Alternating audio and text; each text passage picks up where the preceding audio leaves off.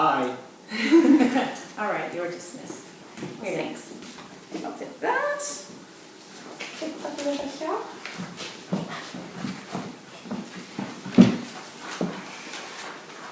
Does your dog jump on people when they come to the door? Does he bark incessantly at your neighbor's dog? Does he jump on your lap when you're trying to eat your dinner? Or worse, does he cruise the kitchen counters and take food from the counter when you're not around? You can resolve all of these issues with simple manners. The easiest way to prevent these problems is to prevent them. Start when your dog is a puppy and you don't have catch-up to do when he or she gets older. Today I will show you how to teach your dog as a very young puppy to sit. I will tell you why that's important, and when we're done with this session today, you'll know how to appropriately reward your dog with best timing so that you get the most effective results. A dog without a job is a lost dog. A dog without a job doesn't know what you expect of him or her. A dog's job as a puppy is to learn social skills and manners. We teach our very young children to say please for everything from a drink of water to extra treats to a movie, and we should be teaching our dogs to say please as well. Now, your dog may not know English and may not be able to form words with his or her mouth. So the other way that the dog can say please without having to verbalize is to sit.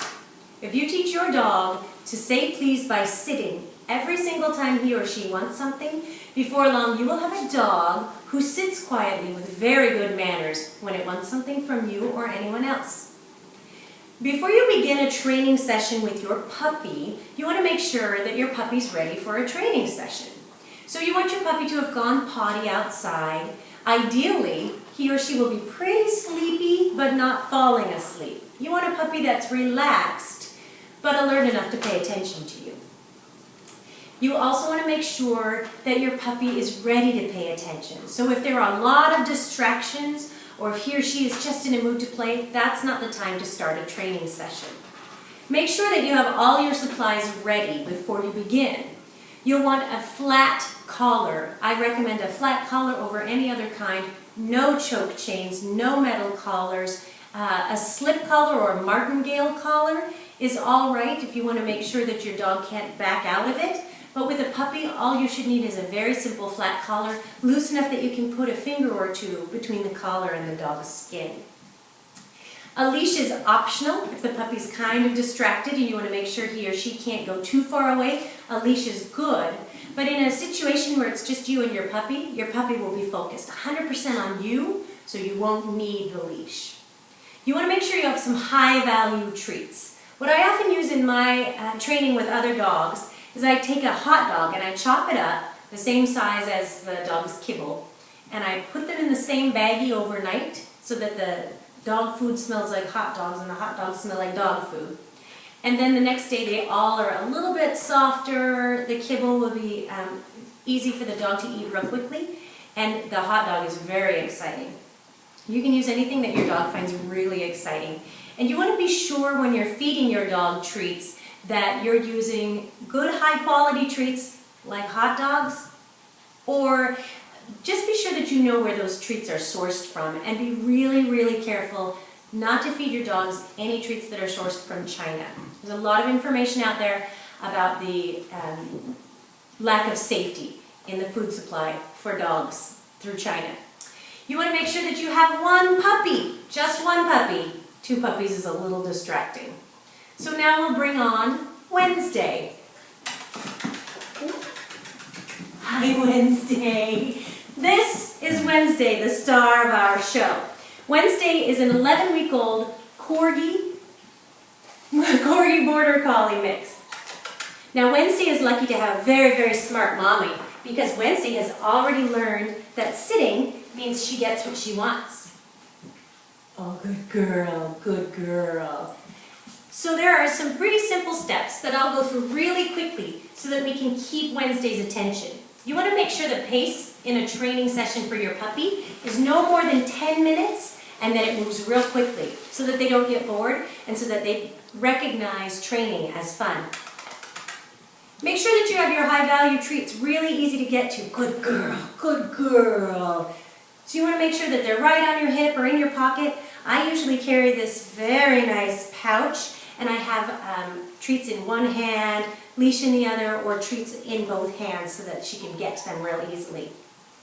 The first thing you do is get the puppy's attention and give her a treat just for being a puppy, because look, that deserves a reward.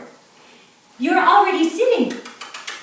Good girl. Wednesday's making my job very easy. Good girl. Come on, Wednesday. So you would hold the treat right at her nose so she can smell it, but can't get to it. Good girl. Can't get to it. That way the puppy learns to look for the treat and smell for the treat. It's a really important skill. Good girl, Wednesday. Hold the treat at the puppy's nose and move your hand up and back so that your puppy's rear automatically sits down. Good girl, Wednesday. Good girl. The treats I'm using today are salmon flavor, so they're really fragrant. We don't love them, but the dogs do. Yeah, take a minute, Wednesday. If you make sure that your dog's nose is right where your hand is, that was a good girl, then you can be sure that your dog is always going to be able to find that treat. The timing of the reward is really important. Wednesday is a little more advanced, and when you're starting with a beginning puppy, you want to make sure you give that reward the minute his or her bottom hits the ground, so that the dog remembers the exact action that gets him the reward. Wednesday. Good girl, good girl. Wednesday. What? Good sit. No, thank you. Wednesday has already learned to sit, so she can wait a few seconds before she gets her treat. Come here, puppy. Come here. Good girl. The next step after teaching the dog to follow your treat into a sitting position is to increase the amount of work she has to do for her reward.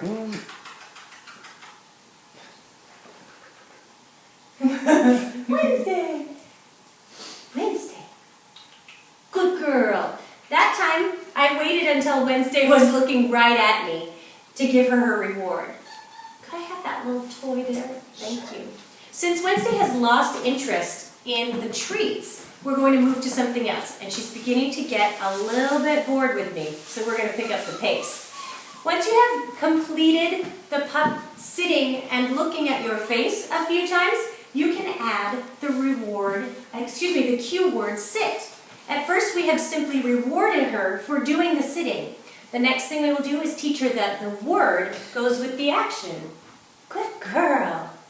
Good girl. Sit. Good girl. So you see, I said sit the minute her bottom hit the rug, and then I immediately gave her the reward, which was a minute to play with the treat, the toy. You want to make sure that you say the word as the dog is sitting down, again, so that it recognizes the sound of the word with its bottom on the ground, with the treat in its mouth, or the toy as a reward.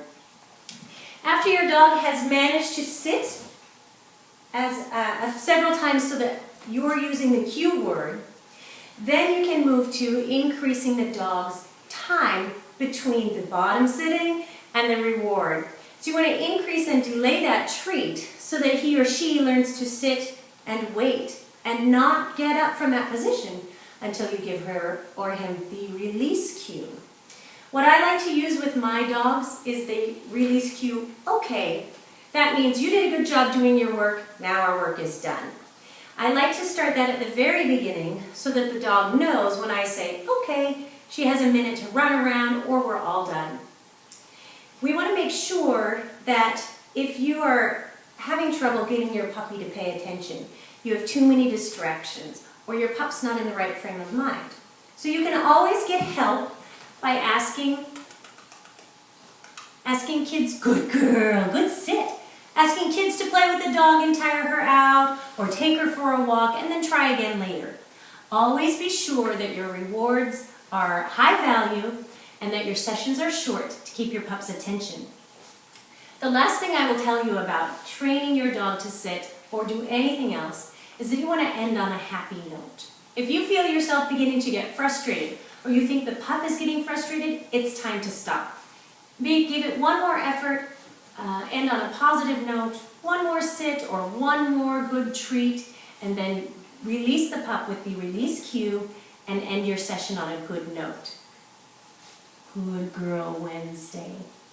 The other thing that you can do to increase the likelihood that your dog will learn to sit every time is you can tie your leash around your waist or connect it to your belt in what we call tethering the puppy, and the puppy learns to move when you move and sit when you stop. You can use a piece of furniture if you're trying to teach the pup to sit still while you're working quietly. Good girl, good girl. And you can always, always reward with positive touch. If you're having trouble getting your pup's bottom to sit down, you can gently guide with one hand while the treat is above her nose with the other hand. Good girl, good girl. Always, always use positive touch. Never jerk on the dog's neck, never smack its bottom to get it down, only positive touch, and your dog will reward your hands and other humans' hands as a positive source of attention, not a negative source. Dogs that bite are often fearful, and a really quick way to teach your dog to be afraid is to use touch negatively. So again, short sessions, appropriate treats at the very shortest time, very quick reward, and make sure that your pup is in the right frame of mind. And if you end on a positive note, your pup will be great manners before long. Thank you. Good job, Wednesday.